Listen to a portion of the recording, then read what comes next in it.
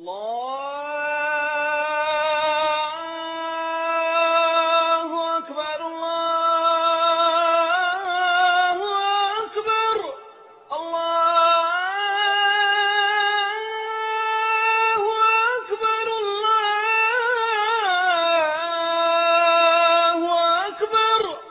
I was about to come across one of the most extraordinary human beings I'd ever encountered. A religious convert with true fire in his soul. This is Brooklyn-born Joseph Cohen. 5 years ago, Joseph left his Jewish family in the USA to set up home with his wife in a settlement near the occupied Gaza Strip. Joseph was a fervent and regular visitor to the Wailing Wall, and has conceded in interviews that he would, quote, come most days and knock my head against the wall. One night, Joseph was checking out a religious website. His life was about to change forever.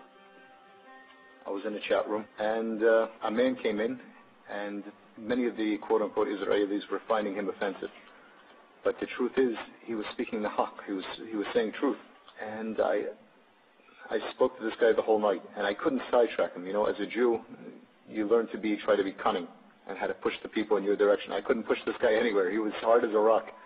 Is there one overarching idea in Islam that really appealed to you, that actually sealed your conversion? The central idea would be one perfect God. It is flawless, and one deen, one religion, a perfect religion for all mankind. Not just a special board of directors or their own country club, for everyone. He moved to live in Palestinian East Jerusalem, the start of a dramatic transformation. Joseph became Yusuf Khattab. His wife and 4 children all changed their names and their faith. His Jewish family, back in the States, were not exactly bowled over. What are your present state of relations with the family? Talaq, broken. Does that sadden you? Well, Islam forbids me to lie. I'll be honest with you, you might say I'm cold, but actually no. I grew up like a lock and key child, so it's not like a close-knit family. And yeah, I basically Jewish families, Jewish culture, Brooklyn, you only get one set of parents. It's true, but we were never extremely close. I was basically taking care of myself. My mother worked, and my father was gone during the day. And we weren't that close from the beginning. What do you have in faith now that you didn't have before as a Jew? I have true belief.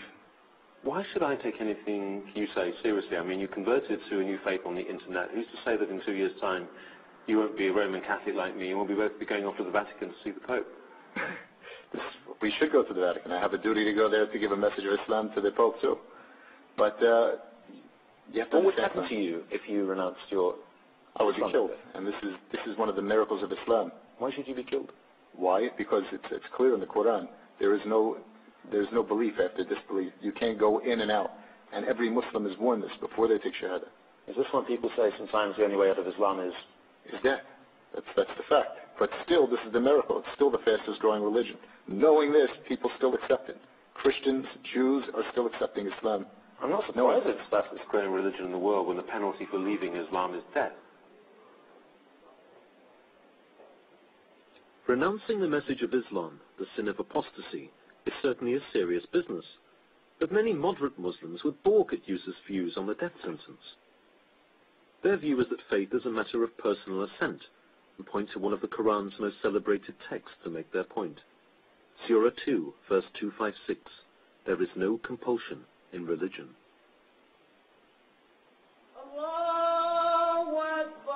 Still, Yusuf's take on apostasy was the first inkling to me that his understanding of Islam was not exactly of the cuddly variety. Yusuf made it clear that he's not a spokesman for his local mosque, but further conversations revealed that his views were very similar to those of a so-called Wahhabi, the kind of hardline political Islamist that one has come to associate with Saudi Arabia. Just before I'd met Yusuf came chilling news. A cafe bombing in Haifa had killed 22 people, a number of whom were Arab Israelis. In the aftermath, it emerged that the bomber had been a young woman from the West Bank town of Jenin, and it made me wonder what Yusuf would make of it. I'm very proud of my sister, what she did last week. And inshallah, we have thousands more that are willing to do the same. Your sister was the suicide bomber. My sister in Islam, my sister in faith. And this is the biggest sacrifice that she gave. I mean, I've studied the Quran, I've looked at the hadith, the sayings of Muhammad, and it seems pretty clear to me that women and children are declared as innocent. Isn't the strength more important? Who has more restraint than the Palestinians? I mean, it's almost a joke that somebody like the Jews or the Christians can come to us here and tell the Muslims that you have to have restraint. After being beat up by guard points, after having me called filthy words in front of my kids, after being beat up, after being taken out of my house in the middle of the night in front of my kids, and they told me to have restraint. Yusuf is blessed with 4 well-behaved and talented kids. I raised again the subject of the Haifa bombing that had resulted in the deaths of several young children. Surely as a father, that would induce some serious second thoughts. But his answer was the most chilling yet. This is really the best blessing for them, because a child that dies before 10 years old goes to Jannah. They're in paradise. It's a blessing to get killed on a bus? Allah guides who He wants to Islam. It says very clearly in the Quran that if a Muslim kills another Muslim, that he will not see God, and that in fact he will be condemned to eternal, hellfire. Surely that puts him in a very difficult position in terms of justifying what he's done. That's true, but it's intention. Nobody has the intention to go out and kill Muslims. And that Muslim is use your common sense. Who's going to be on that bus? No. And the common sense is it's going to be mostly Jews. That's common sense. Common sense to any Muslim here is that we don't go on buses. We don't go on Egged buses. Except the few that do, the exception. Do you believe in the concept of the innocent civilian in the state of Israel? Absolutely not. There is no innocent civilian. Every one of them goes in the army. Every one of them votes for a government that oppresses. So there is no compromise. We have nothing to offer them. What can we give them? Both he and I claim belief in God. Yet it seemed we were living on different theological planets. On a final meeting with Yusuf, I wanted to put a couple of direct questions to him about his decision to turn his back on his family and his faith. Is this an act of self-hatred? I mean, turning your back on the past, you have no links with parents and family anymore. People could interpret this conversion as simply a way of almost reinventing yourself. Well, I think of it just the opposite way.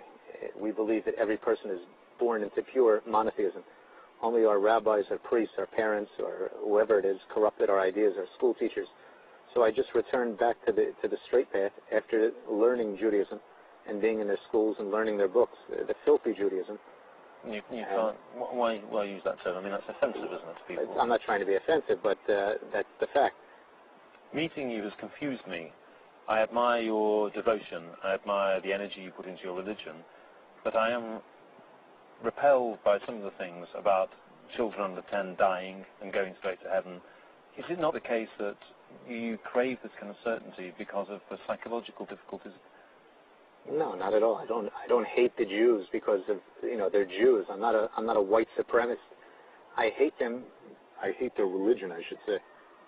And because of this, we have a duty as Muslims, and because we have the haqq, to fight munkar is the word in Arabic, which means evil deeds in any way, whether it's interest banking, whether it's pornography, whether it's money laundering on 47th Street Diamond District. This is our duty to enforce, and we will enforce it, whether George Bush or Tony Blair like this or not. This is our obligation to do. I wonder what you might think of me privately as a Roman Catholic. You know religiously what I believe.